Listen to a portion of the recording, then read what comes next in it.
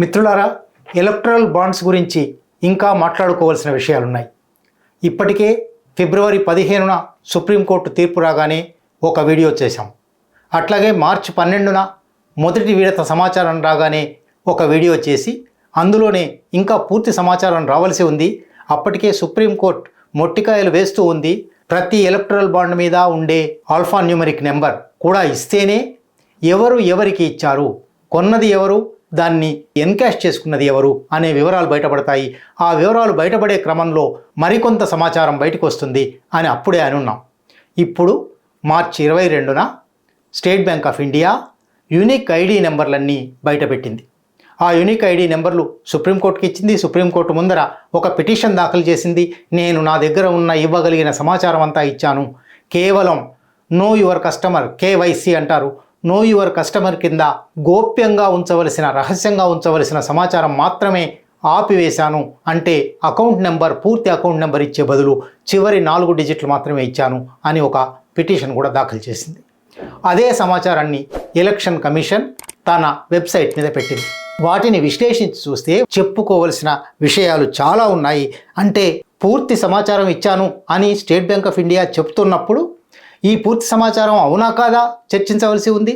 వచ్చిన పూర్తి సమాచారం అనబడే దానిలో ఏ రహస్య వ్యవహారాలు, ఏ అసత్యాలు బయటపడుతున్నాయి అనేది కాస్త చూడవలసి ఉంది. ఏ తేదీన ఎవరు కొన్నారు, ఏ నెంబర్ బాండ్ కొన్నారు, ఎంత విలువ కొన్నారు అనేది ఒక సమాచారం.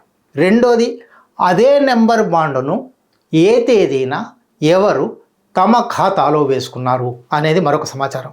2 రకాల సమాచారం ఇవాళ మన దగ్గర అందుబాటులో ఉంది. చాలా వివరాలు ఉన్నాయి, అందులో ఏమీ సందేహం లేదు. 577 పేజీల సమాచారం ఇచ్చారు. కానీ ఇప్పటికీ కొన్ని దాచిపెట్టిన అంశాలు ఉన్నాయి. వాటి గురించి చెప్పుకోవాల్సింది. అది మొదటి అంశం. రెండో అంశం, బయటపడిన వివరాల ప్రకారం తవ్వుతూ పోతే పుట్టల కొద్దీ అవినీతి కనబడుతుంది. అవన్నీ వివరాలు చెప్పుకోవడానికి మనకు సమయం కూడా సరిపోదు. 4-5 ప్రధానమైన అంశాలు మనం గుర్తించవలసినవి ఏమిటి? మొదటి అంశం, ఇన్ని వివరాలు ఉన్నాయి కానీ ఇప్పటికీ దాచిన అంశాలు ఉన్నాయి. ఒకసారి అంకెలు చూడండి.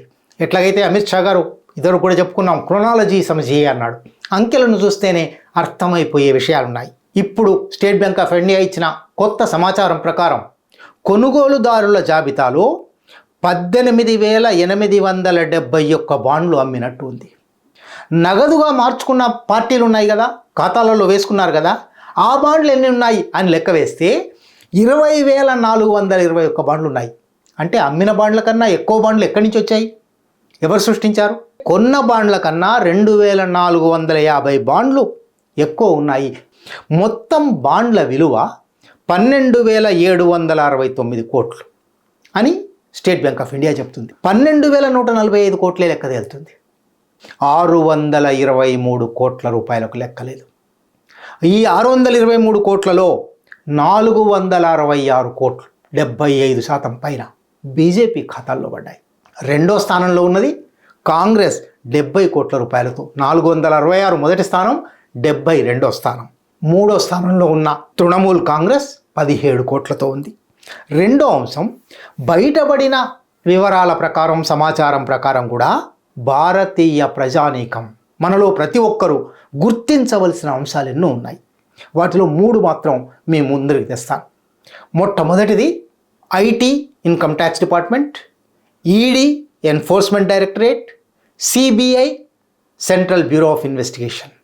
ఇటువంటి కేంద్ర ప్రభుత్వ సంస్థలు ఈ 5 సంవత్సరాల్లో ఎలక్ట్రల్ బాండ్స్ ప్రవేశపెట్టిన తర్వాత ప్రత్యేకంగా కార్పొరేట్ సంస్థల మీద దాడులు చేస్తున్నాయి.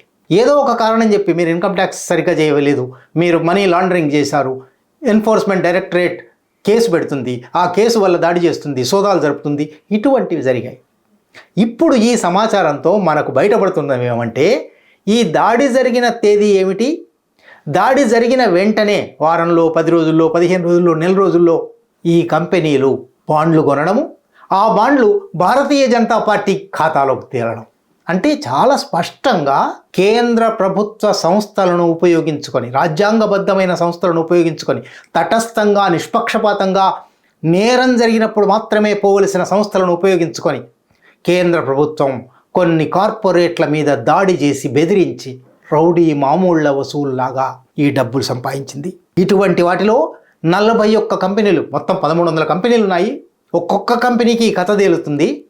41 ప్రధాన కంపెనీలలో స్పష్టంగా ఈడీ దాడి జరిగింది, ఐటీ దాడి జరిగింది, సిబిఐ దాడి జరిగింది, వెంటనే వాళ్ళు కొన్నారు అని చెప్పడానికి ఆధారాలు ఉన్నాయి. 2471 కోట్ల రూపాయలు ఇటువంటి కంపెనీలు, ఐటీ దాడులు జరిగిన కంపెనీలు, ఈడీ దాడులు జరిగిన కంపెనీలు భారతీయ జనతా పార్టీకి ఇచ్చాయి. ఇంకా లోతుకు వెళ్తే 2471 కోట్ల రూపాయలు ఆ కంపెనీలు ఇచ్చిన మొత్తం కాగా స్పష్టంగా ఒక దాడికి, వాళ్ళ బాండు కొనుగోలుకి, దాన్ని భారతీయ జనతా పార్టీ ఖాతాలో వేసుకోవడానికి తేదీలు కూడా కలిసిపోయి దీనివల్లనే ఇది జరిగింది, దీనివల్లనే ఇది జరిగింది అని చెప్పడానికి ఆధారం ఉన్నవి 1698 కోట్ల రూపాయలు. కేంద్ర ప్రభుత్వ అధికారాన్ని ఉపయోగించుకొని, అధికారాన్ని దుర్వినియోగం చేసి భారతీయ జనతా పార్టీ, సంఘ్ పరివార్ శక్తులు ఈ దేశంలో కార్పొరేట్ల మీద దాడి చేసి, కార్పొరేట్లతో చేతులు కలిపి, కార్పొరేట్ అక్రమాలను సమర్థించి, కార్పొరేట్ అక్రమాలను మాఫీ చేసి ఈ 1700 కోట్ల రూపాయలు సంపాదించారు. ఇది మొదటి అంశం. రెండోది చూద్దాం. ఈ ఎలక్ట్రల్ బాండ్లు కొన్నవాళ్ళు, ఎలక్ట్రల్ బాండ్లు పార్టీలకు ఇచ్చిన వాళ్ళు, ప్రధానంగా భారతీయ జనతా పార్టీకి ఇచ్చిన వాళ్ళు, కేంద్ర ప్రభుత్వ అధికారంలో ఉన్న పార్టీకి ఇచ్చిన వాళ్ళు చాలా స్పష్టంగా వాళ్లకు కాంట్రాక్టులు వచ్చాయి, ప్రాజెక్టులు వచ్చాయి, వాళ్లకు అనుకూలమైన విధానాలు వచ్చాయి, వాళ్ళ లాభాలు పెంచడానికి అవసరమైన పన్నుల విధానము వగైరా వచ్చాయి. అంటే స్పష్టంగా క్విడ్ ప్రో కో ఉంది.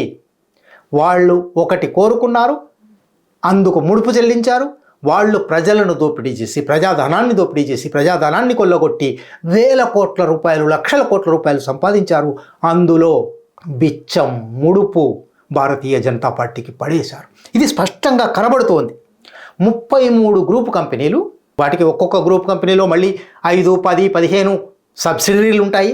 33 గ్రూప్ కంపెనీలు భారతీయ జనతా పార్టీకి 1751 కోట్ల రూపాయలు ఇచ్చాయి. ఈ 33 గ్రూపు కంపెనీలకు తప్పనిసరిగా ప్రాజెక్టులు ఉన్నాయి, కాంట్రాక్టులు ఉన్నాయి, వాళ్ళకు అనుకూలమైన విధానాలు ఈ 5 ఏళ్లలో తీసుకోవడం జరిగింది. ఇది ఆధారాలతో చూపెట్టచ్చు. ఏమిటా కంపెనీలు? 33 గ్రూప్ కంపెనీలకు ఒక్కొక్క కంపెనీ నేను విశ్లేషించబోవడం లేదు, కానీ వాటి పేర్లు చెప్తేనే మీకు అర్థమవుతుంది. వాళ్ళు ఇచ్చిన డబ్బులకు 10 రెట్లో 100 రెట్లో ప్రజల నుంచి గోల్డ్ ఊడగొట్టి ఎట్లా వసూలు చేశారు, ప్రజల రక్తాన్ని, చెమటను సంపదగా ఎట్లా మార్చుకున్నారు, మార్చుకోవడానికి అధికారంలో ఉన్న ప్రభుత్వం ఎటువంటి అవకాశం ఇచ్చింది. కంపెనీల పేర్లు చూడండి. Mega Engineering and Infrastructure Private limited దేశంలో అనేక నిర్మాణాలు చేస్తున్న కంపెనీ. ప్రతి నిర్మాణంలోనూ, అంటే నిర్మాణం అంటే ప్రజాధనంలోనూ దండి కొడుతున్న, ఎంతో కొంత హెచ్చించి చూపుతున్న 100 కోట్ల రూపాయల ప్రాజెక్టు కావచ్చు, దానికి 150 కోట్ల రూపాయలు, 200 కోట్ల రూపాయలు అంటారు. ప్రజాధనం కాబట్టి ప్రభుత్వం ఆమోదిస్తుంది, 200 కోట్లు తీసుకుంటారు. నిజానికి ఖర్చు అయ్యేది 100 కోట్లు.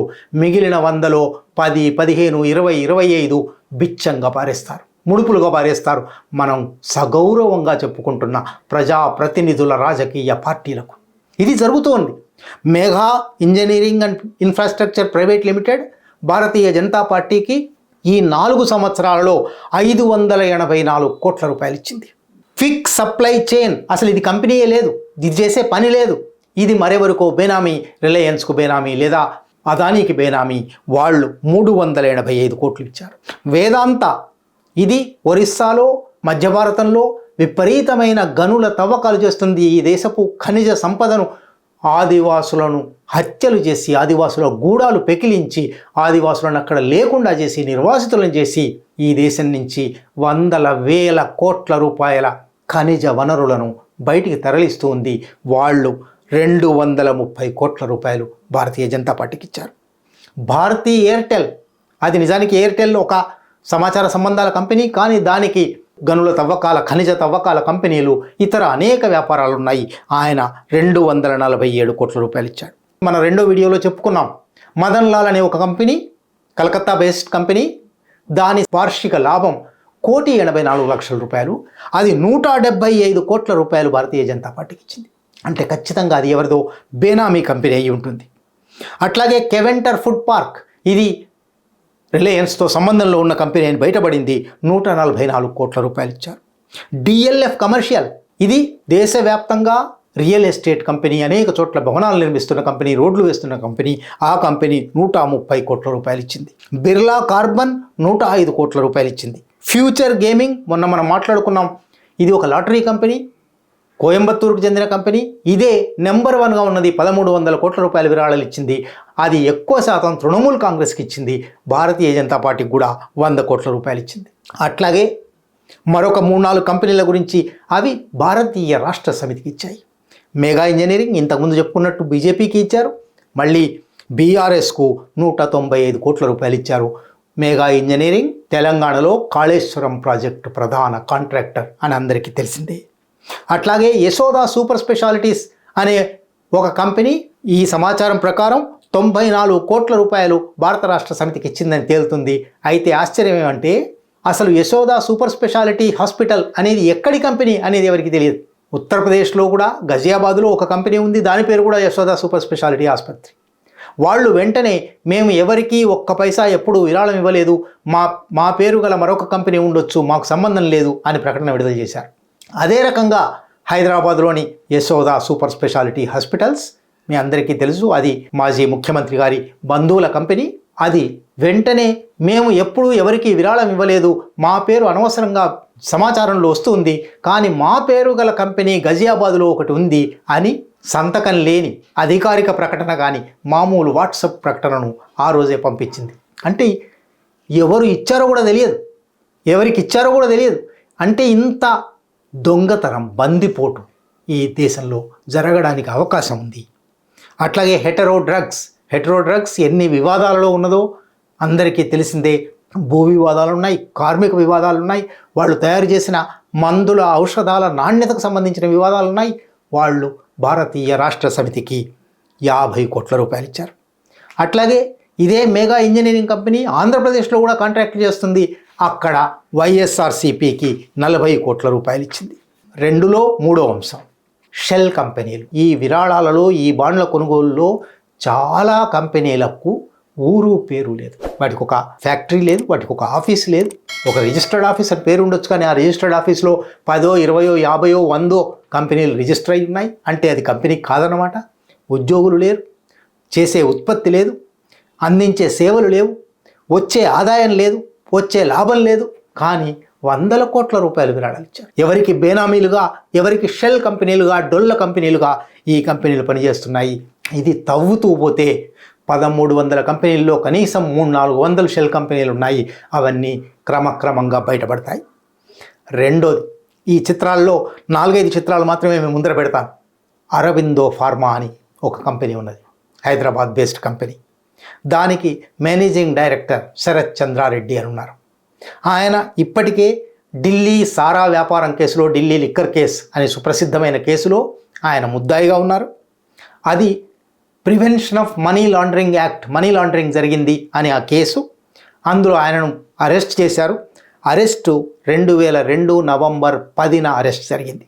నవంబర్ 15న అరబిందో ఫార్మా భారతీయ జనతా పార్టీకి 5 కోట్ల రూపాయల బాండ్లు ఇచ్చింది. ఆ తర్వాత జనవరి 27న ఆయనకు రౌజ్ అవెన్యూ కోర్ట్, ఢిల్లీలోని ఇవాళ ఈ కేసు నడుపుతున్న సెషన్స్ కోర్టు మధ్యంతర బెయిల్ ఇచ్చింది. ఆ తర్వాత ఒక 4 నెలలకు మే 8న ఢిల్లీ హైకోర్టు పూర్తి బెయిల్ ఇచ్చింది. ఈ బెయిల్ వ్యవహారం అయిపోగానే నవంబర్ 28న అరబిందో ఫార్మా భారతీయ జనతా పార్టీకి 25 కోట్ల రూపాయల బాండ్లు ఇచ్చింది. ఈ మధ్యలో ఆ శరత్ చంద్రారెడ్డి అప్రూవర్గా మారి కేజ్రీవాల్ మీద, కవిత మీద, ఇతరుల మీద, ఎవరెవరైతే భారతీయ జనతా పార్టీ లక్ష్యంగా పెట్టుకున్నదో వాళ్ళ మీద ఒప్పుదల ప్రకటనలో నేరారోపణలు చేశాడు. ఆయన ఈ 25 కోట్లు చెల్లించి బయటకు వచ్చాడు. ఇంకొక చిత్రం కూడా చెప్పాలి. అల్లానా Sons private limited, అల్లానా cold storage, ఫ్రిగోరిఫికో అల్లానా private limited అని 3-4 కంపెనీల సముదాయం బొంబాయిలో ఉన్నది. ఇది 1865 నుంచి ఉన్న కంపెనీ, కొత్త కంపెనీ ఏం కాదు. ఈ కంపెనీ ప్రధానమైన పని గొడ్డు మాంసాన్ని ప్యాకేజ్ చేసి అంతర్జాతీయంగా ఎక్స్పోర్ట్ చేస్తారు. 100 కోట్ల రూపాయల వ్యాపారం చేసే కంపెనీ అది. భారతీయ జనతా పార్టీ అసలు గోమాంసం అనేది ముట్టుకోకూడదు, గోవధ నిషేధం చేస్తాము. గోవధ నిషేధానికి కొన్ని రాష్ట్రాల్లో చట్టాలు తెచ్చారు. గోమాంసం ఉన్నదనే పేరుతో అఖ్లాకును కొట్టి చంపారు. నిజానికి అది గోమాంసం కాదని బయటపడింది. గోవులను లేదా ఎద్దులను వ్యాన్లలో తీసుకుపోతూ ఉంటే పట్టుకొని డ్రైవర్లను కొట్టడం, చంపడం గత 10 సంవత్సరాల్లో అనేకం జరిగాయి. వాళ్ళు గోమాతను పవిత్రంగా పూజిస్తారు, దాని మాంసం తినకూడదంటారు, మాంసం తినడం తప్పు అంటారు అని మనందరికీ తెలిసిన వ్యవహారం కదా. ఈ గొడ్డు మాంసం కంపెనీల మీద ఇన్కమ్ ట్యాక్స్ డిపార్ట్మెంట్ రేడ్స్ జనవరి 2019లో జరిగాయి. రేడ్స్ జరిగిన కొద్ది రోజులకే ఈ 3 కంపెనీలు కలిపి 5 కోట్ల రూపాయలు కొన్నాయి. ఆ తర్వాత అక్టోబర్ 2019లో మరొక 1 కోటి రూపాయలు కొన్నాయి. జనవరి 2020లో మరొక 1 కోటి రూపాయలు కొన్నాయి. 7 కోట్ల రూపాయలు గొడ్డు మాంసం సొమ్ము ఎవరికి దక్కిందో తెలిసిన ఇది? శివసేనకు 5 కోట్లు, భారతీయ జనతా పార్టీకి 2 కోట్లు. అంటే గొడ్డు మాంసం చేదు కానీ గొడ్డు మాంసం నుంచి వచ్చే దుడ్డు చేదు కాదన్నమాట. తెలంగాణలోకి వస్తే భారతీయ రాష్ట్ర సమితి గత 10 సంవత్సరాలలో రియల్ ఎస్టేట్ను పెంచాను, ఐటీ పెంచాను, ఇన్ఫ్రాస్ట్రక్చర్ పెంచాను అని అనేకం చెప్పుకుంది కదా. భారతీయ రాష్ట్ర సమితి దేశంలోనే మొదటి 3-4 స్థానాలలో ఈ ఎలక్ట్రల్ బాండ్లు సంపాదించిన స్థానాల్లో ఉంది. భారతీయ రాష్ట్ర సమితికి రియల్ ఎస్టేట్ కంపెనీలు, ఇన్ఫ్రాస్ట్రక్చర్ కంపెనీలు, ఐటీ కంపెనీలు ఎవరెవరైతే బీఆర్ఎస్ విధానాల వల్ల లాభపడ్డారో వాళ్ళు ముడుపులు చెల్లించారు, ఎలక్ట్రల్ బాండ్లు చెల్లించారు. రహేజా గ్రూప్ ఇవాళ హైదరాబాద్ నగరంలో అనేక రియల్ ఎస్టేట్ వెంచర్లు చేసిన కంపెనీ 18 కోట్ల రూపాయలు భారతీయ రాష్ట్ర సమితికి ఇచ్చింది. అపర్ణ గ్రూప్ మరొక పెద్ద రియల్ ఎస్టేట్ వెంచర్లు చేసే కంపెనీ 15 కోట్ల రూపాయలు బీఆర్ఎస్కి ఇచ్చింది. మై హోమ్ చాలామందికి తెలుసు, జూపల్లి రామేశ్వరరావు నాయకత్వంలో నడిచే మై హోమ్ గ్రూప్ అనేక కంపెనీలు ఉన్నాయి. దాంట్లో నేరుగా మై హోమ్ పేరుతో 15 కోట్ల రూపాయలు, మై హోమ్లో డైరెక్టర్గా ఉండి ఇతర కంపెనీలు నడుపుతున్న మరొక వ్యక్తి పేరు మీద ఒక 15 కోట్ల రూపాయలు, ఒక 20 కోట్ల రూపాయలు, అంటే మొత్తం 50 కోట్ల రూపాయలు మై హోమ్ గ్రూప్ నుంచి బీఆర్ఎస్కు దక్కాయి. ఇంకొక చిత్రమైన కథతో మనం ఇవాళ ముగించుకుందాం. రాజ్ పుష్ప అనే ఒక real estate group, development group ఉన్నది. హైదరాబాద్లో అనేక భవనాలు కట్టారు, చాలా విస్తారమైన రియల్ ఎస్టేట్ ఫుట్ ప్రింట్ ఉన్నది. దాని యజమానులలో ఒకరు అంతకుముందు కన్ఫర్డ్ ఐఏఎస్ అధికారిగా ఉండేవారు, మెదక్ జిల్లా కలెక్టర్గా పనిచేశారు. మల్లన్న సాగర్ నిర్మాణంలో కొన్ని గ్రామాల ప్రజలను అక్కడి నుంచి నిర్వాసితులను చేసి, ఊరు లేకుండా చేసి, ఇల్లు లేకుండా చేసి, సరైన నష్టపరిహారం కూడా ఇవ్వకుండా విపరీతమైన పోలీసు నిర్బంధంతో వెళ్ళగొట్టిన పాలనా యంత్రాంగానికి సారథిగా ఉన్న వ్యక్తి ఆయన క్రమక్రమంగా అప్పటి పాలక భారత రాష్ట్ర సమితి, తెలంగాణ రాష్ట్ర సమితికి అత్యంత సన్నిహితుడై మధ్యలో పదవి వదిలేసి పార్టీలోనే చేరిపోయి ఎమ్మెల్సీ అయి ఇప్పుడు 2024 ఎన్నికల్లో పార్టీ లోక్సభ అభ్యర్థిగా ఉండబోతున్నాడు. ఆ రాజ్ పుష్ప గ్రూపు బీఆర్ఎస్కు 25 కోట్ల రూపాయల ముడుపులు చెల్లించింది. ఈ ముడుపులకు ప్రతిఫలం ఏం పొందారో మన కళ్ళ ముందరే కనబడుతుంది. ఇది ఈ దేశంలో జరుగుతున్న రాజకీయ అక్రమాల గురించి, ఆర్థిక అరాచకాల గురించి ఎలక్ట్రల్ బాండ్స్ బయట పెడుతున్న సత్యాలలో కొన్ని మాత్రమే.